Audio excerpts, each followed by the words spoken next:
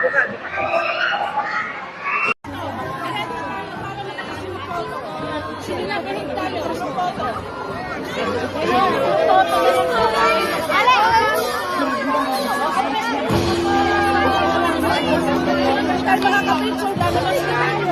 phone rings inside a quiet hotel room in London. 72 hours later, an entire country will be awake at the same hour, staring at the same screen, because of the person who picks it up. She is 21 years old. Her name is Alex Eala, and in just a few days she is about to become the most talked about name in Philippine sports history. But right now, she has no idea what is coming. Right now, she is just another player preparing for a Wimbledon match. And that is exactly why this story is so powerful.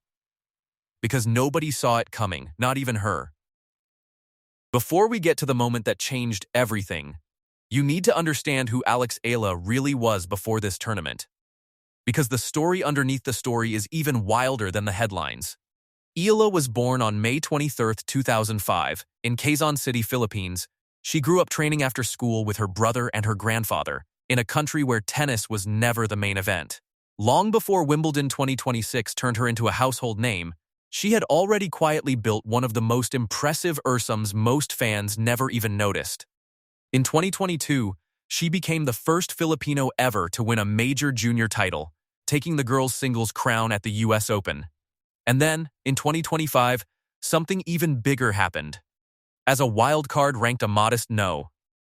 140, she stormed into the semifinals of the Miami Open, taking down 3 Grand Slam champions in a row: Gina Ostapenko, Madison Keys, and Iga Swiatek.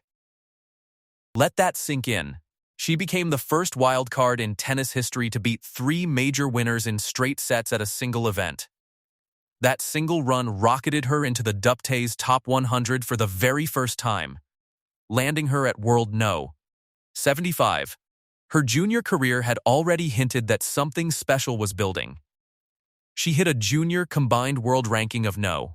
2 in October 2020, the highest by any Filipino player since 1985.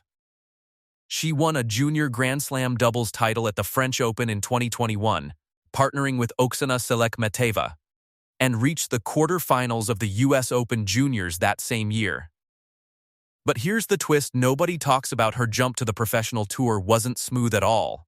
In 2024, she failed to get past qualifying at all 4 Grand Slam tournaments. Her Wimbledon debut in 2025 ended almost as fast as it began, with first-round losses in both singles and doubles. So when Wimbledon 2026 rolled around, almost nobody was talking about her.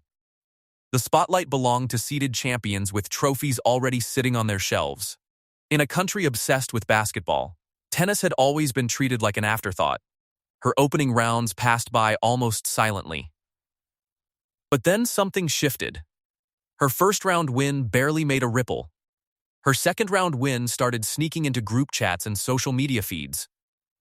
By her third match, commentators were saying her name more often. Analysts were pulling up her stats on live broadcasts, and somewhere deep in the Philippines, people started paying attention without quite knowing why yet.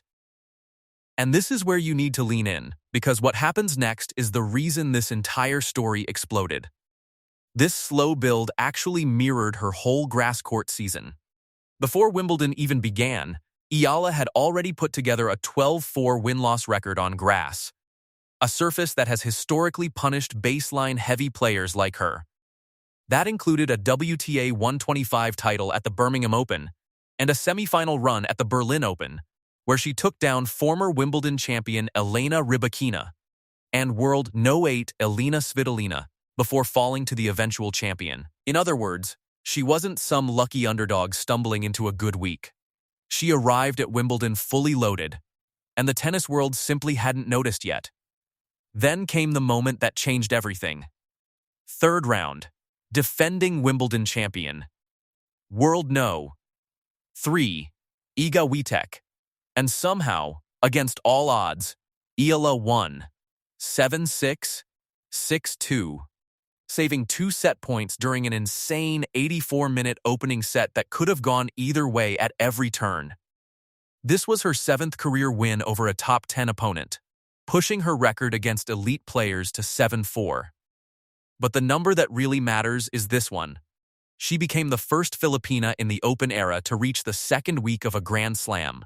She broke a record that had survived since the amateur era, surpassing legends of Philippine tennis like Felicissimo Ampon, Raimundo Dairo, and Cesar Carmona. And when the cameras turned to her right after the match, she broke down. She talked about growing up training in the Philippines wearing ruffled socks, about how a win that might feel small for a Witek or a Serena Williams meant something enormous for someone from where she came from. She dedicated the victory to every Filipino fan watching, to her family, and to what she called the little girls with ruffled socks. If you don't feel something after that line, you might want to check your pulse. Now here's where the tension really kicks in, because the story was far from over. Her fourth-round opponent was Italy's Jasmine Paolini, the 2024 Wimbledon finalist. The two had already crossed paths once in 2026, at the Dubai Championships where Eala won comfortably. But Wimbledon is a different animal, and Paolini came out swinging, breaking serve early to grab a 4-1 lead in the first set. Eala looked shaky, her second serve was under attack, and it seemed like the fairy tale might end right there.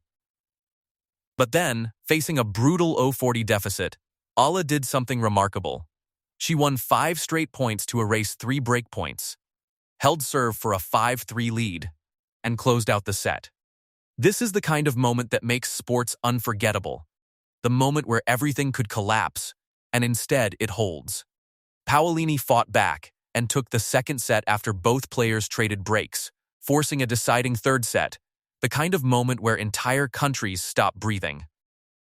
Eala built an early 0-30 lead in the fifth game, but Paolini clawed back, winning 4 of the next 5 points to hold serve, and from there she took full control. The match ended 4-6, 6-4, 3-6, in Paolini's favor.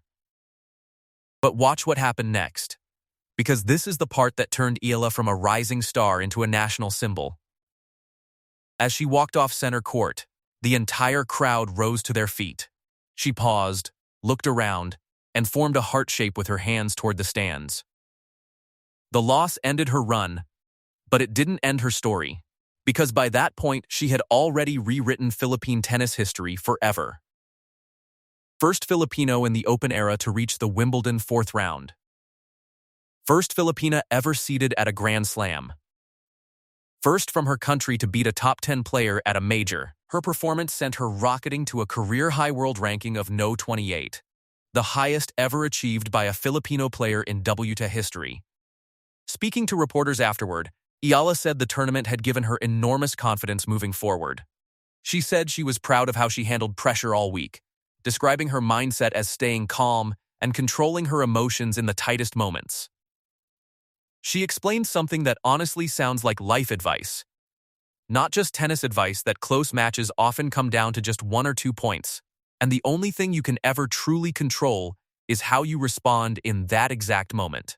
Keep that in mind, because what happens back home next takes this story to a whole new level. While Eala was competing thousands of miles away in London, something extraordinary was unfolding across the Philippines.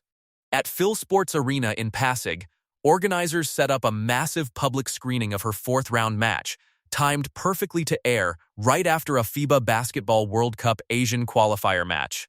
Fans packed in, holding small Philippine flags handed out at the entrance, filling one entire side of the arena, plus extra seating set up right on the playing floor. And this wasn't just one arena.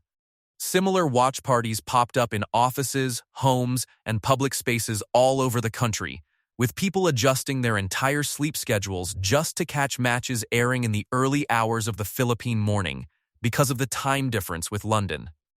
Basketball-obsessed Philippines, staying up at 3 a.m. for tennis. Let that sink in for a second. A week after her Wimbledon run ended, Eala flew home to Manila, and what happened next had nothing to do with any official campaign or organized promotion. Word simply spread on its own. Fans started rearranging their entire schedules, some traveling from other parts of the country, just to be there. People made handmade signs and flags without anyone asking them to. By the time her flight was expected to land, a crowd had already formed at the arrival area, phones up and recording before there was even anything happening yet. And then the doors opened. Flags shot into the air. Phones rose above heads. Security repositioned near the barriers as the crowd's energy built toward its peak. When Eala finally walked through, the arrival hall erupted, sustained cheering, flags waving everywhere, a wall of raised phones capturing every second. She was welcomed by a delegation led by Philippine Sports Commission Chairman Patrick Gregorio and Philippine Olympic Committee President Abraham Tolentino.